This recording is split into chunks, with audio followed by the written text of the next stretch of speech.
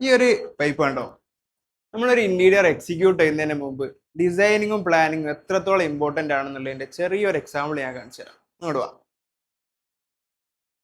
ഈ ഒരു പൈപ്പ് കണ്ടോ? ഈ ഒരു പൈപ്പ് എന്തിനാ അവിടെ കൊടുത്തതെന്ന് ഇവിടുത്തെ ബിൽഡിംഗ് ഓണർക്ക് പോലും ഈ ഒരു സ്പേസിന്റെ ഓണർക്ക് പോലും വലിയ ഐഡിയ ഇല്ലായിരുന്നു. ഈ ഒരു സ്പേസിന്റെ വർക്കിന്റെ സ്റ്റാർട്ടിങ് മുതലേ ഇതിന്റെ പ്ലാനിങ്ങും ഡിസൈനിങ്ങും കൺസൾട്ടിങ് എല്ലാം ചെയ്യുന്നത് നമ്മളാണ്. അപ്പൊ അതുകൊണ്ട് തന്നെ ഈ ഒരു പോയിന്റ് എന്ന് പറയുന്നത് ഇതിലേക്കുള്ള ഇവിടെ കൗണ്ടറിലേക്കുള്ള കമ്പ്യൂട്ടറിന് വേണ്ടിയിട്ടുള്ള വയറിംഗ് ആണ് ഇതിലൂടെ കൊണ്ടുവന്നത്. അപ്പൊ ഇവിടെ ഫ്ലോറിംഗ് ചെയ്യുന്നതിന് മുമ്പ് നമ്മൾ ആ ഇലക്ട്രിക്കൽ പ്ലാൻ ചെയ്തിട്ട് അതിനു വേണ്ടിയുള്ള വയറിംഗ് ഇതിലൂടെ കൊടുത്തു. ആ കാര്യങ്ങൾ എല്ലാ പോയിന്റ്സും കറക്റ്റ് കൊടുത്തിട്ട് രണ്ടാമതൊരു കുത്തി പൊളിക്കേണ്ട രണ്ടാമതൊരു ഓപ്പൺ ആയിട്ട് ഒന്നും ചെയ്യേണ്ട സിറ്റുവേഷൻ ഇല്ലാത്ത രീതിയിൽ അതിന്റെ പ്ലാനിങ് നമ്മൾ കൊണ്ടുവന്നു. അതുകൊണ്ടാണ് നമ്മൾ പറയുന്നത് ഒരു സ്പേസ് നമ്മൾ പ്ലാൻ എക്സിക്യൂട്ട് ചെയ്യുന്നതിന് മുമ്പ് ഡിസൈൻ ചെയ്യാതെയും ദെൻ പ്ലാൻ ചെയ്തിട്ട് ആ രീതിയിൽ എക്സിക്യൂട്ട് ചെയ്യുമ്പോൾ രണ്ടാമതൊരു പണി നമുക്ക് എടുക്കേണ്ടി വരില്ല. ഇപ്പൊ അവിടെ നമ്മൾ ആ പൈപ്പ് ഇട്ടില്ലായിരുന്നെങ്കിൽ ലാസ്റ്റ് സ്റ്റെപ്പിലേക്ക് ആകുന്ന സമയത്താണ് നമുക്ക് അതിനെക്കുറിച്ച് ഓർമ്മ വരുന്നെങ്കിൽ ഒരു പ്രോപ്പർ ആയിട്ടുള്ള ഒരു പ്ലാനിങ് ഇല്ലാതെ പോകുമ്പോൾ സംഭവിക്കുന്ന കാര്യങ്ങളാണ്.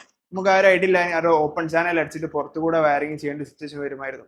അപ്പൊ അതുകൊണ്ടാണ് നമ്മൾ പറയുന്നത് എപ്പോഴും നമ്മളൊരു സ്പേസ് എക്സിക്യൂട്ട് ചെയ്യുന്നതിന് മുമ്പ് ആദ്യം തന്നെ അതൊന്ന് ഒരു എക്സ്പെർട്ടിനെ കൊണ്ട് കൺസൾട്ട് ചെയ്യിപ്പിച്ച് ഒരു പ്ലാനും ഡിസൈനിങ്ങും ആക്കിയ ശേഷം ദെൻ എക്സിക്യൂഷനിലേക്ക് കടക്കാന്നുള്ളത്.